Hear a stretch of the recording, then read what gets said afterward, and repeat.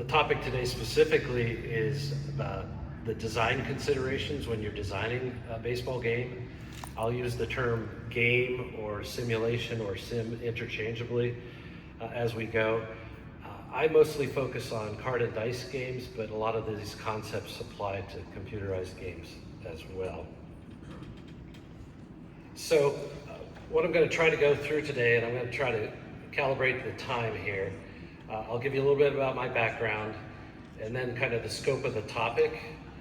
And then specifically, as you see on the slide here, I'm going to go through some individual topics in a little bit more detail. I do, as I'm going to speak in a minute, I do have a YouTube channel with about 150 videos on it, on these types of topics. And for any individual thing that I'm going to talk about today, there's probably a standalone video already out there that you can search on my channel. I will have Q&A at the end, but if you want to ask a question midstream, that's not a problem. There's a microphone in the middle. You can just stand up at the microphone and I'll stop what I'm doing. So I'm a lifelong Pittsburgh Pirates fan, and I became one when it was cool. So I grew up with the Pirates in the 70s, and my first baseball game was in 1972, so I got to see Roberto Clemente play at least once, if not twice.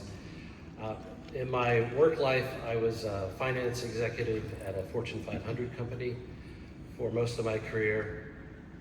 I built a lot of Excel spreadsheets in my career. I wrote computer programs early in my career when I was in public accounting. And I like to think I have an analytical mindset. So I feel like I'm among friends at the SABR convention. I did create, when I was about 15, a simple pitch-by-pitch baseball game with very simple rules. I'm not sure why or how that came to me to do that, but I was hooked on baseball from the beginning. And then later in my high school and college life, I created a game that I call Vintage Baseball, and it's kind of a typical baseball simulation game that you would think of, a little bit like Strat-o-Matic, but not quite exact.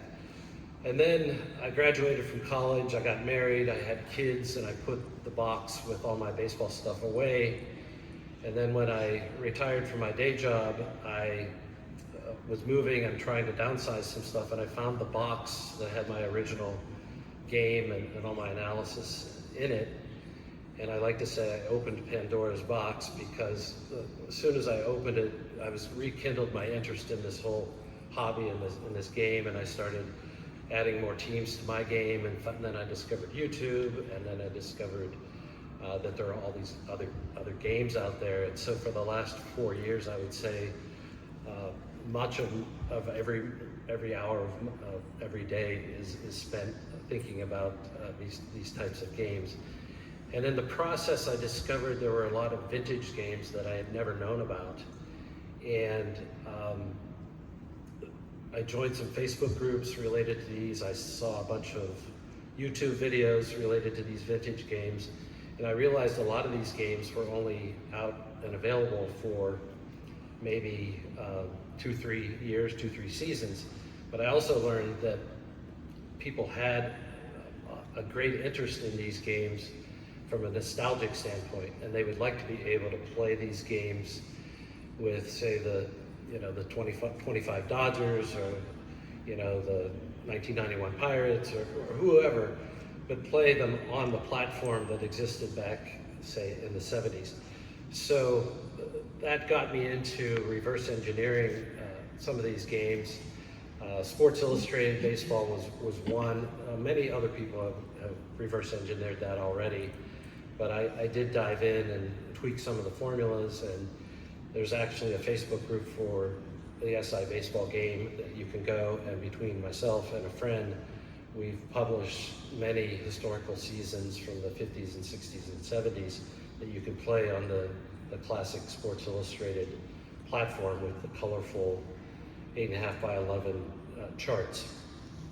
Potentially was a copy of Sports Illustrated, was called Batter Up, and that's another one that I've spent a ton of time on. reverse engineering, creating teams that you can play that game, and it's basically Sports Illustrated with a few positive tweaks. And more recently, I converted it to be able to be played with 3 10-sided dice instead of the original unique 6-sided dice configuration that they used. And there's probably 10 other games that I've delved into in a similar fashion. One being called Long Ball, an old one that you probably don't know about, which would be Pennant Drive. At the bottom of the slide, you can see how to contact me through the YouTube channel. So I put this up here just for fun, and I know you can't read it, but this is my first spreadsheet that I built in my senior year of college. And I knew I was getting married, I knew I had a job, I knew I was moving to Pittsburgh. And so I did a budget, and we were gonna save $300 or $400 a month. And 15 years later, we finally accomplished saving $300 or $400 a month. So anyway. This is kind of the scope of the topic, the scope of our discussion today. I've listed on the left side the characteristics of the basic characteristics that you will find in a game. They should all be fairly familiar if you play games or design your own games. But and we'll talk about several of these today. But the game engine itself, how the pitcher and batter interact, is very critical to the design of the game.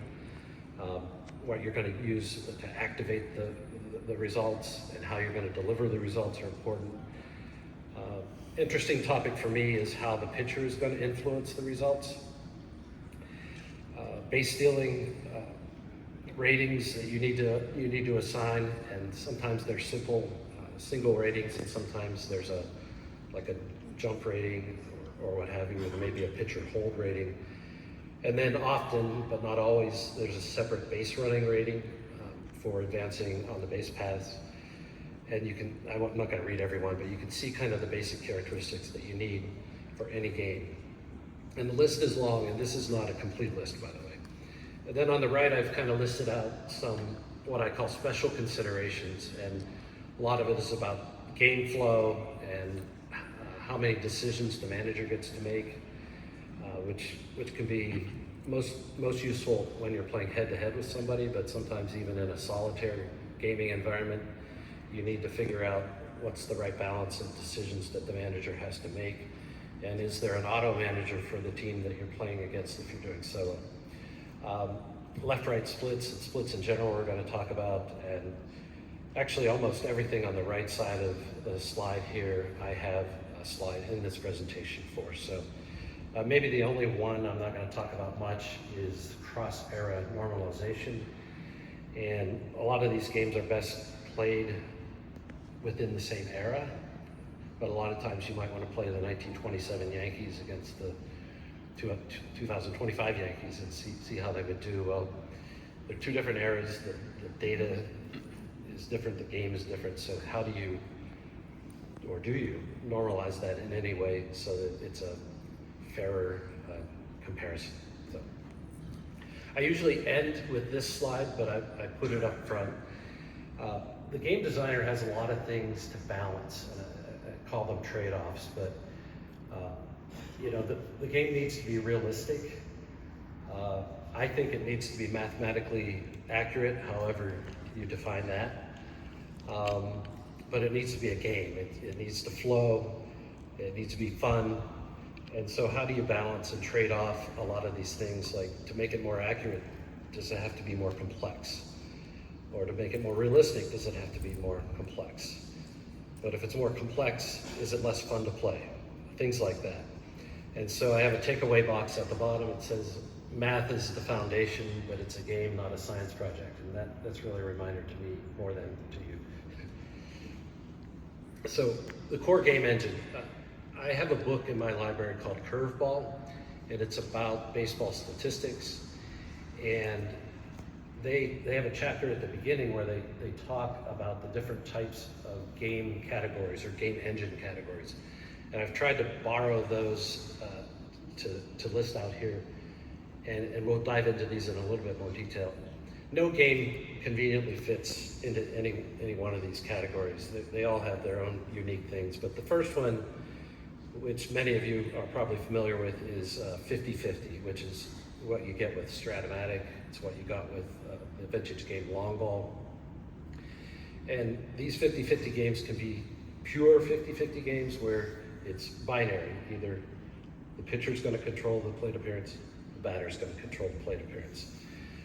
But in many cases, that model has some flaws, and it's kind of useful at times to integrate those or modify those to some extent. So you're not gonna, Nellie Fox is gonna strike out too many times in Strat-o-Matic unless you have some kind of an override. So there's a category of games I call batter-centric or integrated, but that's where the action starts on the batter card. And then there's usually some pitcher modification that comes along that tweaks the result. There's pitcher first that I'm calling it, and there's a couple of games that I'll mention that follow that. But a modern game called Payoff Pitch basically has you roll the dice and check the pitcher chart or card that tells you how good the pitch was or was not, and then from that you roll against the batter card and you get the outcome. So I can think of two games that use that. One of my favorite models is called Playthrough, and I'll show you examples, but basically you roll on the pitcher first, and the pitcher may deliver a result, and he may not. And if he does not, then you go over to the batter card and get the final result. And then, as I said, there's hybrids and all other kind of models. What I've learned more recently in a project I'm working on with Derek is there's a bunch of quick play games.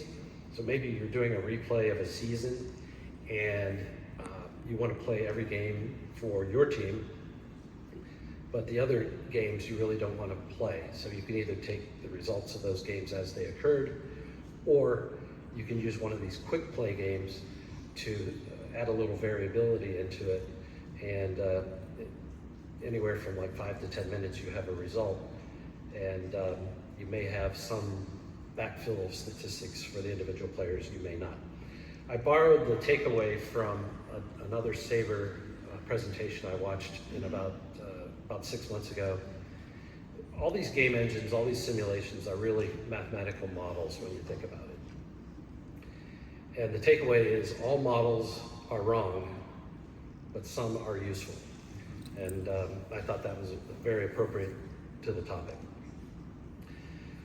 So I've tried to list some examples. Maybe if you play these games, you're familiar, but in terms of the independent or the binary or 50-50, Strat-o-Matic I mentioned, Long Ball I think I mentioned, a modern game called Season Ticket Baseball falls into that category. It's not a pure 50-50, and then even the classic Status Pro game falls into that category, even though it feels more like pitcher first. In terms of batter-centric, probably the most popular one that many of you are familiar with is APA. You roll against the batter card, and then the pitchers have grades, and the grades may modify some of the batter results. Replay Baseball is kind of a modernized version of that model, a little bit more sophisticated in my opinion, but and then some of the older games, one was called the World's Greatest Baseball Game. Some people think it is. I'm not convinced, and then there was a game called Pen a Drive that used this model. And I mentioned Payoff Pitch is this pitcher first or quality of pitch game, and then there was one called ASG Baseball that used a similar concept. I mentioned the playthrough game engines, but the first one I could find was actually in the 60s. It was called Be a Manager. And then it was in the early 70s, one of my favorite games, Sports Illustrated, came out. I already talked about Batter Up, and then shortly after Batter Up became one called, in the late 70s, called Grand Slam, 1980 timeframe. Arguably, a game that's out there now called History Maker Baseball, arguably it is a play-through type game. You start with the pitcher, a condition may apply. If it doesn't apply, you go over to the batter column. If the condition applies, you take the result. If it doesn't, you move over to the third column, and it's like a defense and fielding and ballpark type of thing. And then there's another very sophisticated game called Inside Pitch, and now there's Inside Pitch Advanced. And it claims to use more of a DIPS, defense independent pitching approach. But what it is, it's really another one of these playthrough games. You start with the pitcher, and if one of the true outcomes does not occur, then you move on to the batter. So there's many, over history, there's many different types of activation mechanisms to get the random results. Of course, we all know dice, and the 2 6-sided dice were the most popular. But some of these old games that I've been researching use random number tables. They would actually print out tables of random numbers, and you would get your random number from that. There are games that used or currently use playing cards as the randomizer. Many of you probably recognize the Catico spinner, and I think that was the introduction to these games for many people. And more recently, well, actually starting with Status Pro, but fast action cards are being used. You flip a card, and if you see the one on the screen, there's a 2-digit number that goes from 0 to 99. And so you would flip the card over, and the number is 38, and you use that instead of 2 10-sided dice. In the upper left, you also have the result from a 2 6-sided dice roll. So that's fast action cards. There are even games in the 70s when calculators first came out where people would use calculators to generate random numbers. You would put in some kind of a function, and then you would read the digits to the right of the decimal point, and that would be your random number. And now, of course, there's electronic dice rollers in the form of spreadsheets or handheld apps or whatever. Now, in terms of the design implications of that, of course, I'm going to talk about dice, but you know, it's like, how many dice are you going to use? How many sides are these dice going to have? And what mechanism do you read them? Sometimes in 6-sided dice, they have you read them low to high, and sometimes you add them up, and sometimes they're different colors and you read them like red, white, and blue, you know. But in the end, that drives the probabilities and the precision of the game engine itself. I do have a rhetorical question here. It says, does precision equal accuracy? And my answer would be no and yes. So a game has to have sufficient precision, I think, to deliver a certain level of mathematical accuracy, but only to a point. And I'm not going to name names, but there are certain games out there that make a big deal about how accurate they are, but what they're really advertising is how precise they are, because they have 3, 4, 5, 6 dice that you're rolling. So individual topics. I'm going to talk about fielding. So a game designer has to decide how fielding is going to be implemented in the game. And some of the older games used a team basis for assigning fielding, and I think APA had fielding 1, 2, and 3, which was the sum of certain fielding ratings, or you can have individualized fielding ratings. And if you have individualized fielding ratings, what are you going to rate? Of course, you're going to rate error-making ability, or that's not the right word, but frequency. And a lot of games now have a range factor for a fielder. Of course, catchers and outfielders, you're going to have throwing arms. And then some games have kind of an infielder rating. Sometimes they call it a pivot rating, and usually it affects the ability to turn a double play. The real question is, what's the basis for assigning these ratings? Is it going to be word of mouth? Is it going to be the so-called eye test? Is it going to be statistical? And that's a subject of great debate. In the game flow aspect, it's how frequent will defense be checked? You know, are you going to be, is it just going to be a rare occurrence you're going to check for an error or a range check? Or are you going to do it quite frequently? And if you do it too frequently, in my opinion, it kind of bogs down the game flow. But if it's very infrequent, people feel like defense has no role in the game. So we're back to that balance that I talked about. Then an interesting one is, how are you going to measure an outfielder's arm skill, if you will? And you can look at outfield assists, except a guy might have a lot of assists because a lot of guys run against him. And so some games actually separate the assist rating and the general arm rating, if you will. I think in the SABR context, Baseball Reference has a stat called extra bases taken that you can find. And I think that is a good indicator of a guy's ability to prevent guys from even trying to advance.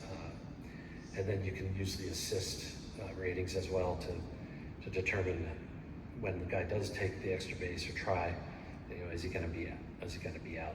The issue you run here, the issue you have here is it's small sample size. And there again, some people would say, well, I know XYZ fielder had a good arm, but in a specific year, out of 10 different situations, guys tried to run on him like 9 times or something like that. So this is a real life example from last year. Mason Wynn and Mookie Betts, shortstops, National League, arguably both eligible for the MVP, for the Gold Glove. And I've listed a bunch of statistics, and the ones in bold are when they led the league.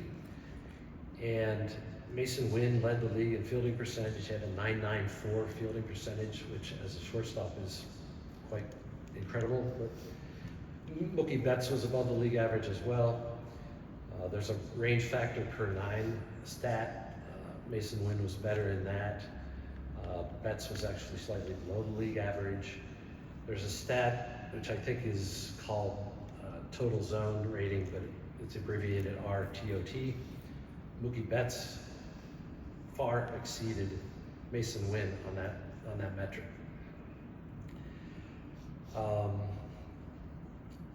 D-WAR, defensive WAR, Mookie Betts 2.6, he exceeded Mason Wynn on that. But then there's a defensive metric called outs above average, and you can see that Mason Wynn far outshone Mookie Betts. So who gets the Gold Glove?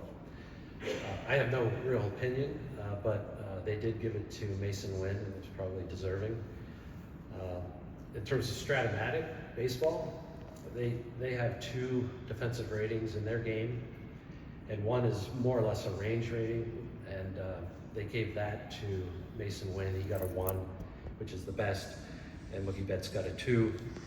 And then there's a separate E rating, error rating, which would have taken into account the fielding percent. But just interesting stuff. There is a whole nother SABR video that I watched about 6 months ago that talks about all these metrics. So go to the SABR website and track that one down if it interests you. This is an example of one game called season ticket baseball I mentioned earlier. So fielding gets checked 1 out of every 6 plate appearances in season ticket baseball. Basically, you have a 6-sided die, and if it rolls a 5, then you go to the player card and read his defensive result. And so you see Brooks Robinson and Jim Fregosi in 1972. You see their cards, and I've pointed an error, but there's a mini chart on these cards. And one of 4 things can happen when there's a check. You can get a 5-4-3 double play. You can have a throw to first 5-3. You can have a single, and you can have an error. And there are ratings for these different aspects. And if you look closely, you can see that Brooks Robinson's going to turn 3 times as many double plays as Jim Fregosi. The way they've laid this out. And Brooks Robinson doesn't actually have any errors on his chart. Of course, the game allows for him to make an error in a different context, but this was a very efficient way, I thought, of implementing defense in a baseball sim. And of course, Brooks Robinson had a very high total zone rating, as you see at the bottom, and Jim Fregosi did not. Different topic. So what do you do when you're creating a game with outliers? And this is Rennie Stennett. He was a rookie in 1971 for the Pirates. Pirates went to the World Series. Rennie Stennett had 165 plate appearances, 153 at-bats, and batted .353. And he did not make the World Series roster. Possibly because it was Mazeroski's last, or close to his last chance to be on the roster. But so what do you do when you're making a card for him in a game? Do you card his actual performance of .353 batting average? His skill set, he was probably a .285 hitter, I'm just making that up. And if you're gonna adjust it some way, how do you do it? And a lot of games will regress toward a mean of some sort, and other games will card him at .353 and leave it up to the player, the manager, to limit his plate appearances. And this is a matter of big debate. I don't know if any of you follow the Delphi forum, but there's an online message board, and this topic gets a lot of discussion. And the other big debate designers have to decide is, if a guy only batted twice in a season, is he going to get a card at all? And some people say, I need a card for every player, even if he struck out twice and that's all he did. And other people say, no, at some point, it's just kind of irrelevant.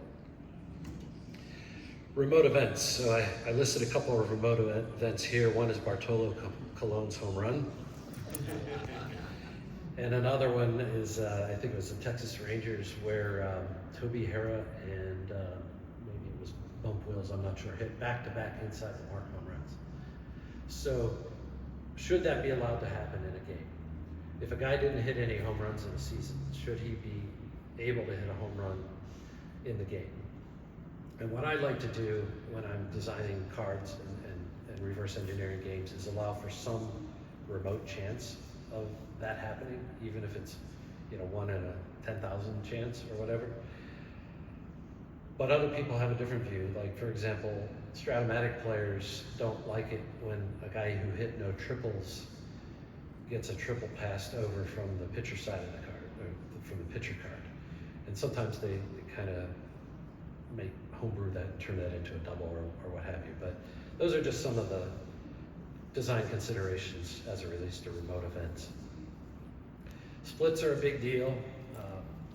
Come around, I guess Sports Illustrated was the first game that introduced left-right splits, and it did for batters. We've got one fan over there. But the question is, do you card the player with his explicit stats as he did versus lefties and righties? Or some games take a different approach and they say, well,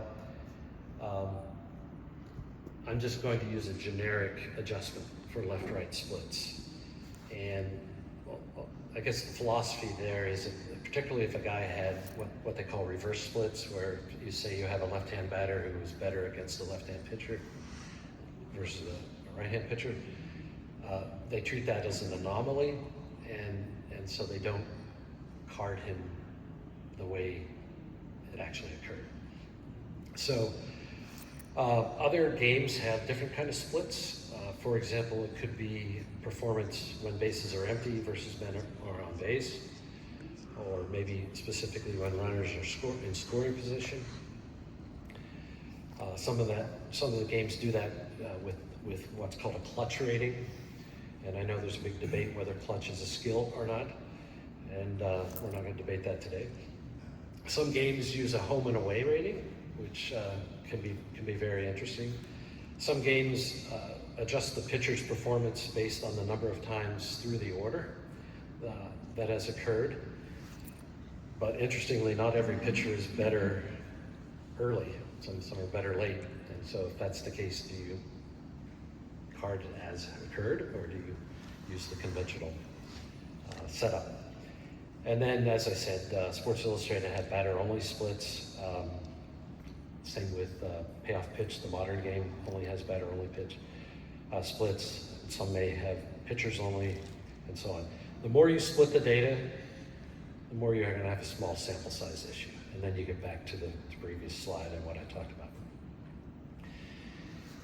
all these skill ratings I talked about, well, how granular should they be? What's the right balance? And I think some games, like there was a game, I'm gonna talk about stolen bases in a second, but some games, one game I saw, it was Grand Slam, had 26 stolen base ratings for a batter, or for a runner. One for every letter of the alphabet. It's probably too many. But these ratings can be numeric, they can be letter grades, they can even be descriptive, you know, fast, slow, or what have you. And I think to some extent there's a bit of art versus science here. I do have a formula that I use when I assign, for example, base running ratings and so on, but I have History Maker Baseball up here as an example, but it's a game that entirely uses descriptors for skills, both batting skills, running skills, what have you. This is an example of stolen base ratings and some specific games. And you can see at the bottom, payoff pitch only has 5 different stolen base ratings. And the success rate associated with those stolen base ratings are listed, and with payoff pitch it goes up to 92%. Strat-o-Matic Basic is listed at the top. It looks like there are 7 different ratings, and you can see the success rates range from 35% to 85%. I think Ricky Henderson was the AAA rating at 85%, but he also was not subject to being held in the Strat-o-Matic, if I understand that game. And then you kind of have in between. Sports Illustrated had 6 ratings. It was combined running and stolen base into 1 rating, which I really don't like. And I don't know if I listed it here, but in terms of base running ratings, Strat-o-Matic has 10 ratings, gradients, going from 8 to 17. So I'm not sure how you tell the difference between a 14 rated runner and a 15 rated runner, but it's not a criticism. I'm just pointing out that different designers have different approaches. Pitcher fatigue and injuries. So most games have some mechanism to simulate or emulate pitcher fatigue. And really the main purpose of this is to limit the overuse of the pitchers or players in the case of injuries generally. Whether you're in a league or whether you're playing solo or what have you. Like my earlier example, you would really want Randy Stennett to bat every day. Well, you shouldn't, or you can't. It's not realistic. In the case of pitcher fatigue, there's really 2 elements. One is what triggers fatigue, and then what are the criteria for that. And then the second one is what are the consequences of fatigue. And I don't want to read everything that's on the slide, but fatigue can be replicated in terms of a gradual occurrence. Some cumulative threshold has been reached, batters faced, hits and walks allowed, whatever. Or even within an inning, you know, if you have too much happen in a given inning, you might trigger fatigue. And then the consequences. The consequences can be immediate, or they can be gradual degradation of performance of a pitcher. And then there's the question, what gets degraded? A lot of games, if fatigue occurred, there would just be more singles. But other games, you're gonna give up more home runs, you're gonna walk more batters, you're gonna strike out fewer batters, you're gonna give up more base hits, et cetera, et cetera. And in some games, if a pitcher's going well, even if he's near his batter's face limit or what have you, you might get a bonus for pitching a shutout or a no-hitter or what have you, and you can stay in the game, unlike current baseball. Another topic is interdependencies. So I have stolen bases as an example, but when a person steals a base, whose fault is it, or who gets credit? Well, obviously the runner gets some credit for getting a lead or a jump, as the case may be, and his speed. But then you have the pitcher and the catcher. There's the pitcher's ability to hold the runner, his ability to pick off a runner, and then the catcher's throwing arm. And this is all obvious, but in a game, how do you differentiate between the pitcher's skill set and the catcher's skill set? How do you rate that? How do you split it? How do you separate it? And then, for example, pitcher hold rating. Does the pitcher hold rating reduce the likelihood of getting a jump, or does it reduce the success rate of the actual stolen base? So it's just something that the designer has to decide, and the reality is there's a lot of different actual elements in practice. People do it different ways. So this really is a good bridge into this slide, but most modern games will have pitcher effects, pitcher ratings, they'll have batter ratings, they'll have defense ratings, and they'll have ballpark effects. And the key for a designer, okay, you define these, you separate them, but they have to be tightly integrated so that you're not duplicating things. And I have the Baltimore Orioles 1971 20 game winners. Good pitchers, amazing statistical result, but how much of that was because they had an amazing defense? And in the game that you're designing, how do you differentiate between the contribution of the good defense, Brooks Robinson, Mark Belanger, Paul Blair, all those guys, versus the pitchers themselves?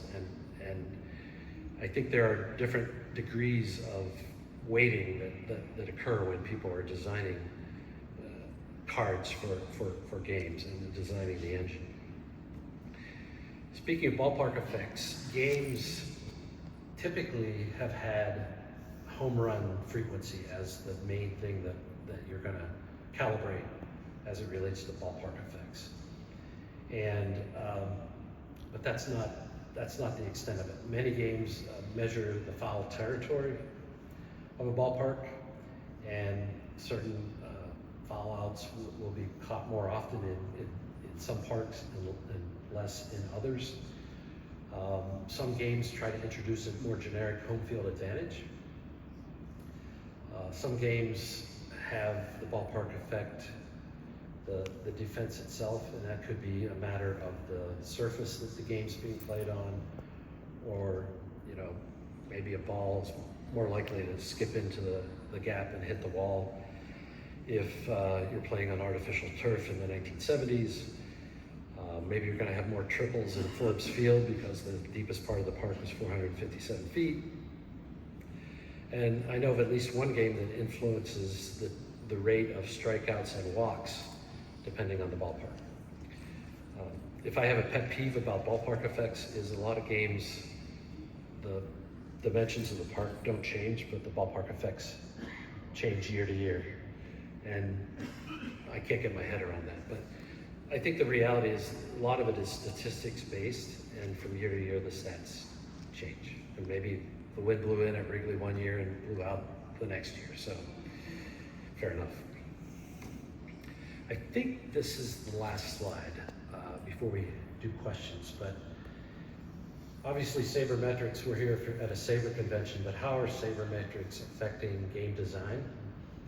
And it's definitely playing a role in assigning skill ratings. And we talked about fielding already, but there are a lot of different fielding metrics that can be used. Base running I mentioned, but there are sabermetrics specific to base running. One is called BSR, one is runs scored percent, and one is, I've already mentioned, extra bases taken percent. And the same thing with outfield throwing arm. There are specific metrics that will measure more broadly or more specifically certain outfield throwing arm abilities. And then in terms of the engine design itself, we have someone in the vendor table out here, Brian. He's designed several games where sabermetrics and skills defined by sabermetrics are core to the game engine. Whereas our traditional games are focused on more deterministic results. We know 20% of the time John Doe struck out, so 20% of the dice probabilities are going to be strikeouts. Sabermetrics takes a different approach. It really focuses on underlying skills and less about the actual performance. And that can be, I've got some examples here, but on the pitching front, FIP that I think we know about, or a more modern version called Sierra, I think is somewhat indicative of a pitcher's underlying ability, separate from defense and separate from ballparks, for example. I know AI is a controversial topic, but it has found its way into the hobby. It can be used to assign player ratings, although I haven't seen a lot of that. I've seen a little bit where people have tried to use it to help them design a game engine. You could use AI to actually test your game. Traditionally, there were ways to test the accuracy of a game. One could be a so-called Monte Carlo simulation, or just some other repetitive, iterative approach, but perhaps AI could be used. And then what I'm seeing most often is when people are doing replays of their seasons or their teams, they'll maybe put the box score into AI and it'll write a report on the game, a news report, if you will, on the game. So regardless of your or my opinion of AI, it is here, and it is making its influence felt to some extent in our hobby. And with that, I hit almost exactly the time that I wanted to hit for the formal part of the presentation, but I would definitely entertain questions or discussions here at the microphone or afterwards when we're milling around outside.